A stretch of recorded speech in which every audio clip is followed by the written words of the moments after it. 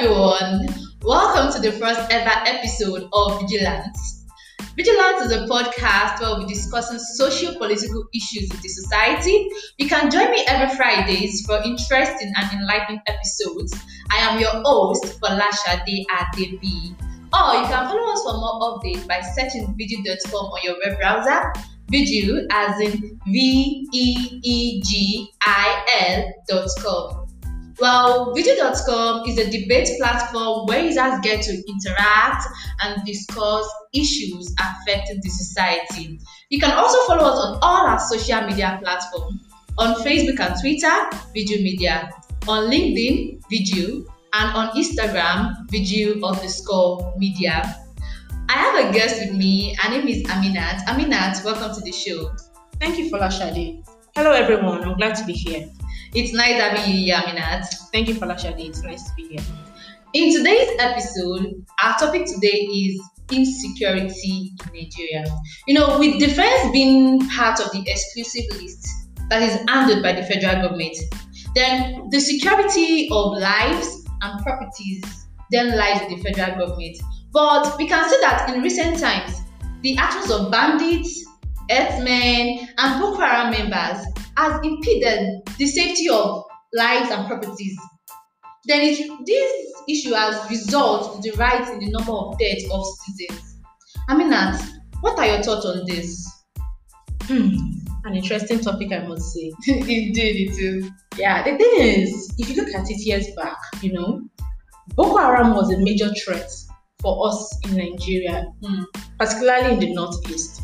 Okay. But I must also tell you that from a look at what has been going on recently and even a couple of years back, it's obvious that Boko Haram as a body or whatever organization I would say, they've gone beyond the northeast now. Yeah, and it's such that almost in and around, everywhere in and around most parts of the north now are like very hot spot areas, And then sadly, it's not even only the Boko Haram members that are actually a threat to our insecurity right now. We've seen the emergence of bandits.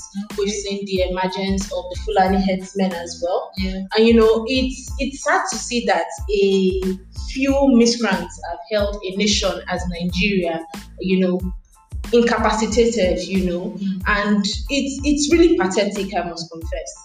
Very. I get surprised at the rate at which these people operate, and there's no one stopping them. It's even sad enough to know that it's not just about the activities are saddening. You can't really predict. This minute it's kidnapping, the next minute is they just storm a village and they kill young, old, male, female. They cut away with individuals in large numbers and the likes. It's a thing. It's worrisome to see that we have people in power as we speak. From the executives, the presidency, to our legislators, and it just seems like it's all business as usual. No, there aren't any actual sanctions to see that we intend to stop these activities of these miscreants anytime soon. If you look at it, let's go down memory lane a bit. Look at the first major one we had, where we had people kidnapped en masse, was the Chibok school girls. That was particularly April 2014, if I remember correctly.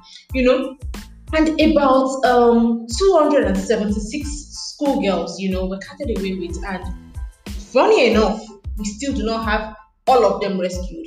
Although, yes, we would say we have about 170 something, that has been rescued. Afterwards, I think another major one we had was the Dachi schoolgirls too. We've seen in recent times too, where we have the about that was around December or thereabouts, where we had school children from the Mahuta village, Also kidnapped. Exactly, and even the about 300 abducted schoolboys too in Kankara. Not to forget that too, So by the time you even see, they've even moved away from the north recently. We had students of Onabisi Olabanjo University that were exactly. So by the time you see these activities that being perpetrated by these miscreants, you begin to wonder what really is our government doing. Let's even consider some of the things our government has done. You would wonder why a government would go as far as paying ransoms to these people, because I really do not understand to what end. Because for me, when you pay ransoms, it's just like you're enabling exactly. You're enabling them to be able to get access to more weapons. You're making them to spread their tentacles the more. Because if they didn't have maybe vehicles to move, with that ransom, they can now get so many vehicles. They can get so many weapons. They can locate themselves in places that, by the time you see, they are living their life. They can even recruit more members. According to a statement by President Muhammadu Buhari, it was like states should stop paying ransoms to these herdsmen and these bandits that they've turned this thing to business. They've monetized it. Talking about this kidnapping of school children and everything, they've actually moved from school children also to travelers. Like they kidnap people, especially the Lagos Benin road and the Abuja Kaduna road. It's like a death trap for travelers. You can't travel by that on that road. You can't travel there. You have to go through train. Why? You see the Lagos Benin road you mentioned. That road has been a hotspot from time immemorial. I could remember back then during my service year. My aunt was actually kidnapped along that road. It took she was kidnapped alongside her husband. Wow. And then luckily for them, it was December, they were going for their festivities and all, and they had packs of drinks in their boots. So by the time they were kidnapped, they released the husband to go and get the ransom they were demanding. They were demanding for about 8 million, and while the husband was still trying to navigate and whatever, trying to contact everybody and all, they just used the drinks in the booth and they were refreshing themselves. And of course, it was alcohol and blah blah. Then before you know it, they were out. Wow. That was what saved my aunt. She wasn't really tied well. Luckily for her, she was able to escape. You understand? So I wonder if she wasn't able to escape, what would have happened? Do you understand? And that's as far back as 2013, like I mentioned. And if you've been having these things going on and off, and this is 2021, do you understand? So you can only but imagine where we are at, what we are doing, what our leaders are. Do you understand? And then you begin to ask yourself, what's the defense, the chief of staff, what are they doing? Where are the clear cuts? Where's the plan? How are they mobilizing officers? That takes me back to the recruitment we had in 2019. I'm not sure we've even completed that recruitment as of today. I'm talking about the police recruitment. No, I don't think so. A whole lot of incidences like this crop up, and we begin to ask ourselves, when do we intend to recognize that we have these germane issues, these crucial matters that we have to address? Let me continue. About the chief of staff, he was actually sacked from his position and he was replaced.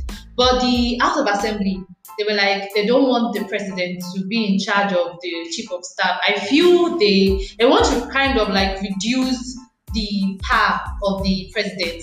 I actually agree with the House of Representatives, because a nation where citizens do not feel safe, our farmers are basically our But whether we like it or not, the president remains the commander-in-chief of the armed forces. But when the commander can't really do what he should do. No, I think I think it is approach towards handling matters. There are certain things we should understand. When you prioritize a particular thing, you understand, it is what you hold dear you tend to prioritize. And I think as a nation, I don't know how to explain the president's thought process really. Because I would want to believe that his advisors, special advisors should be able to, give him germane, when I say germane, I mean have these heart-to-heart conversations, let's have these conversations of what's going on. You understand? How can we approach these things? I'm not just turning a blind eye because you feel, oh, it's my kinsmen that are being mentioned here, oh, they're Fulanis, or they're herdsmen, and because I'm someone that also deals in herds, so definitely these are my brothers in questions. Let's just turn a blind eye to it. I think it's improper because the president should recognize that, just like he said when he was being sworn in 2015, it belongs to everybody, and that's just the truth. He actually belongs to everybody. He's the president of everyone of Nigeria. It doesn't have to be an Igbo issue or Yoruba or full, whatever. We are Nigerians, and the president should know that he should remain accountable to us as Nigerians. And insecurity is something that he just has to deliver on, regardless of where the flashpoints are. Okay. Well, what you actually brought about this question, you were talking about the president making the issue of insecurity, like prioritize it. Then, how do we tackle insecurity in Nigeria? How well do you think we can tackle this insecurity problem in Nigeria? Well, first off, we should know that insecurity is something that we have failed as a nation to address from time immemorial. It's not something we've just started failing to address. Okay. You understand? And when you have something that you've allowed to linger for way too long, of course, the solution doesn't just come in one-off.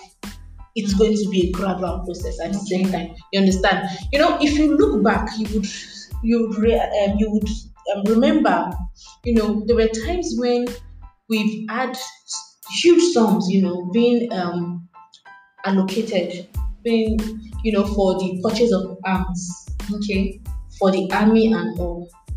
And lo and behold, these sums of money are embezzled. That is another hand, corruption. Do you understand?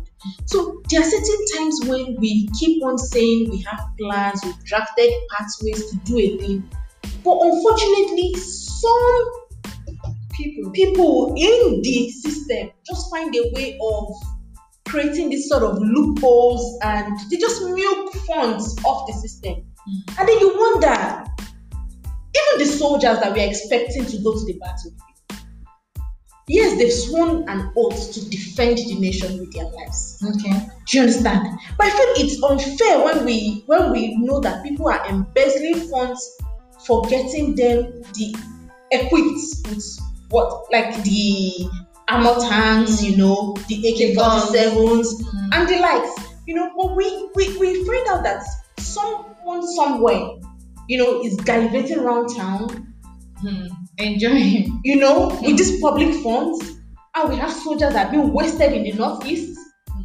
And then even when some soldiers tried, you remember sometimes around 2018, when some of those soldiers decided to speak out, and some of them were actually taken to the guard room to be disciplined. Yes, that's true. It's sad, So I think, first off, the one way we could tackle this is for us to ensure we do appropriate audit of the system, so that we check to see that the places in the past where we've said we are releasing funds for, be it ammunition acquisition, be it the armor tanks, be it even the facilities where the soldiers would reside in. And that brings me to something. According to a BBC report in 2015, a soldier said that the Nigerian military lacked adequate equipment. He even said to the extent that he said they ran out of fuel when they were tackling these Boko Haram members. We are back to what I was saying, really. Now, all these things have been, we've released, funds have been released to address these things. You understand? But now, someone somewhere has diverted these funds. Even it could be as bad as just putting it in a fixed deposit. You understand that? So, at the end of the day, people are in these flashpoints.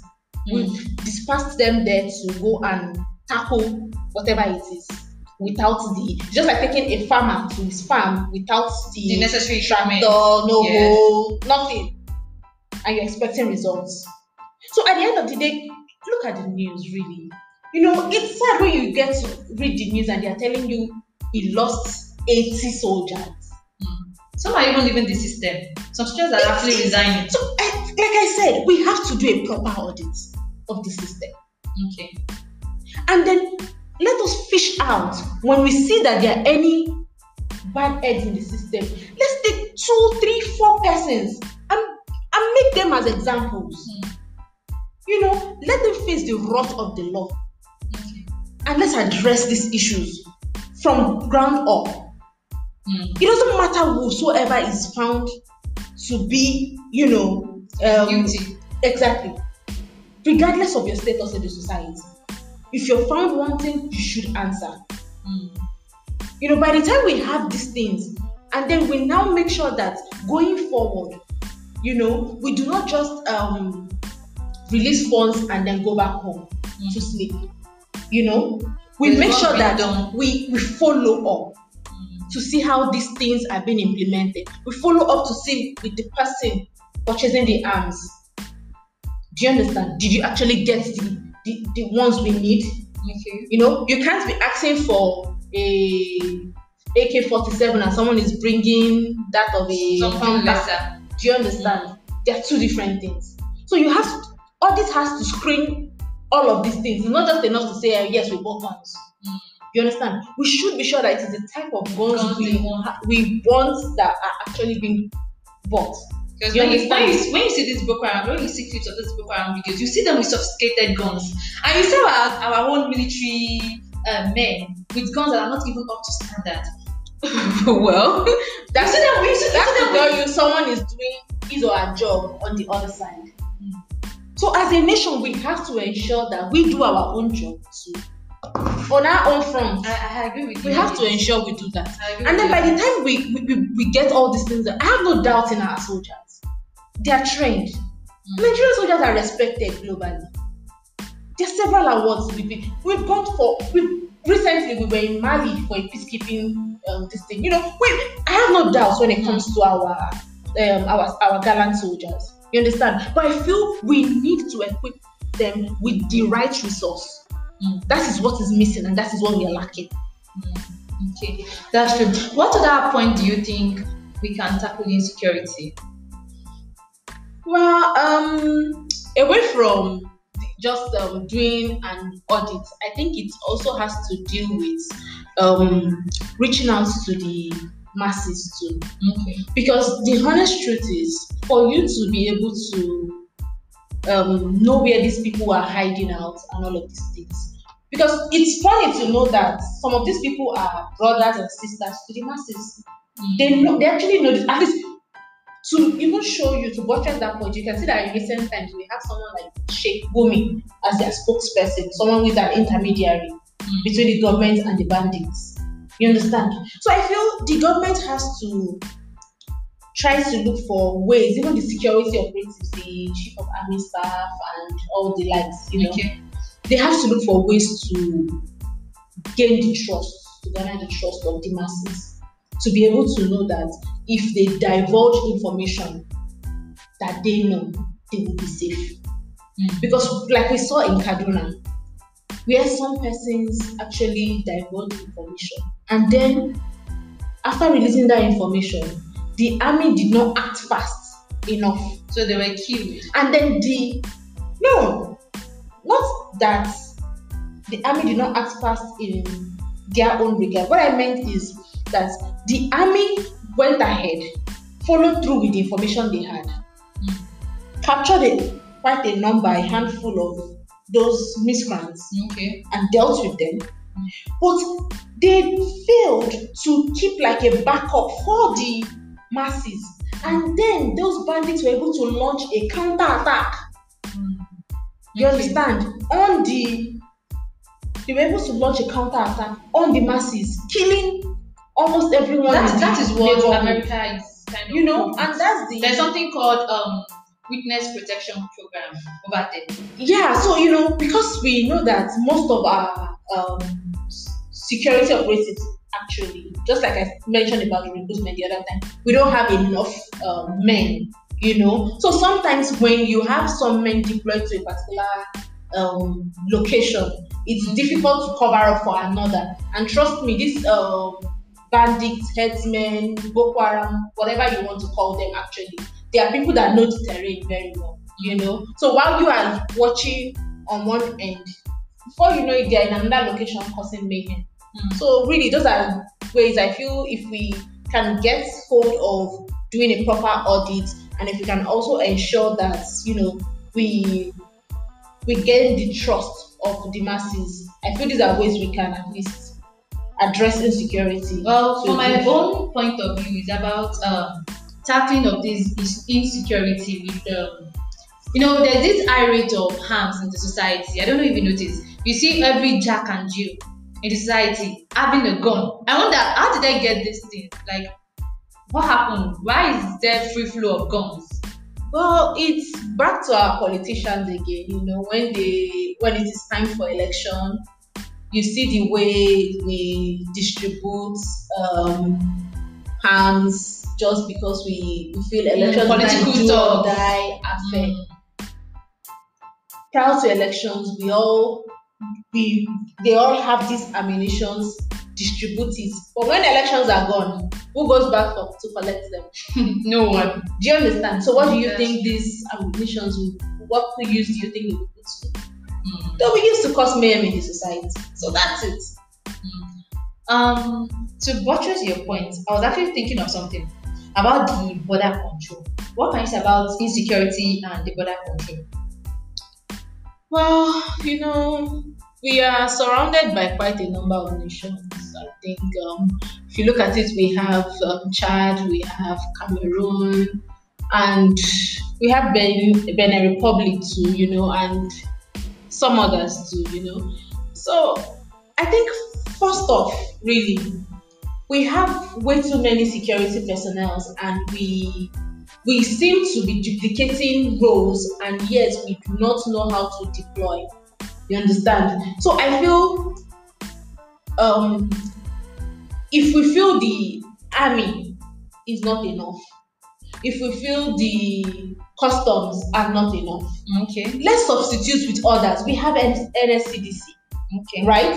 We have some others that we can deploy and increase their portfolio, really. If we feel maybe what they have to handle doesn't cover some of these roles, Okay. we might just have to do some restructuring within their parastatals and set men up to address these issues as we want them to address. Thanks, Aminat, for the eye-opener, and it's actually nice having you on the show. Pleasure is mine. Thank you. Dear listeners, that will be all on today's episode. You can participate in this ongoing debate by searching Veegil.com on your web browser. Just sign up and search insecurity. After signing up, then you can search insecurity in Nigeria and impending doom. Do not forget to tell your family, your friends, and your loved ones. You can join us same time at 4 p.m. every Friday, and you can also follow us on all social media platforms. Bye-bye. Bye.